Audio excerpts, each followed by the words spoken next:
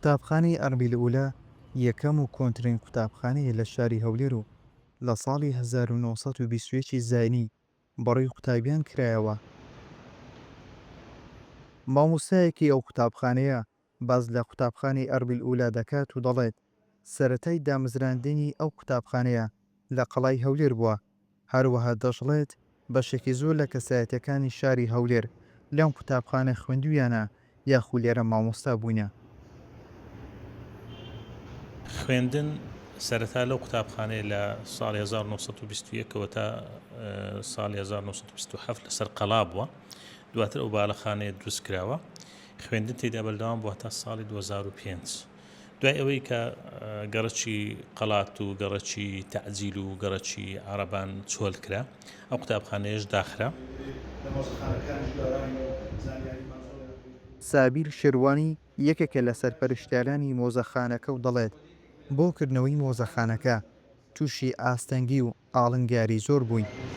لە ساڵی 2014 بە فەرمی لەلایەن وەزارەتی پەروەردەوە نۆژەن کرایەوە و افتتاح کرا بە مۆزەخانە.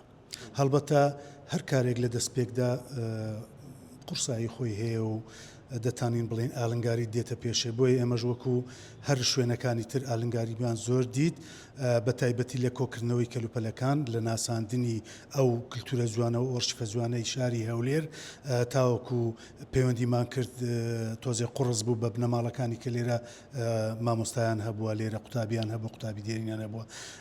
بەرەبەرە دوای پەیوەندیکردن و هاتن و بە هاناو هاتنی کە بنەماڵە بەڕێزەکانی شاری هەولێر ئەوانەی کە چ قوتابی بوونە لێرە چ مامۆستا بوونە لێرە ئەرشیفەکی زۆر باشمان خڕ کردەوە و کۆمان کردەوە لێرە بەو دیزاینەی کە لەلایەن وەزارەتی پەروەردەوە دانرا بوو کە 6 هۆڵ لە خوارەوە و 7 هۆڵیش لە نهۆمی دووەم بوو و هۆڵەکانیش هەمووی ناوی تایبەت بەخۆی هەیە. ئەو ناوەش بە پێی لێژنەیەک لە وەزارەتی پەروەردەوە دانراوە، نەک ئێمە بخۆمان ناوەکانمان دانابی.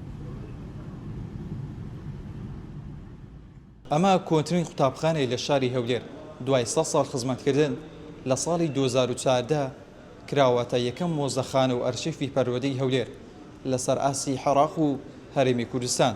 ئیسماعیل عەبدوڕەحمان، ڤار میدیا، هەولێر.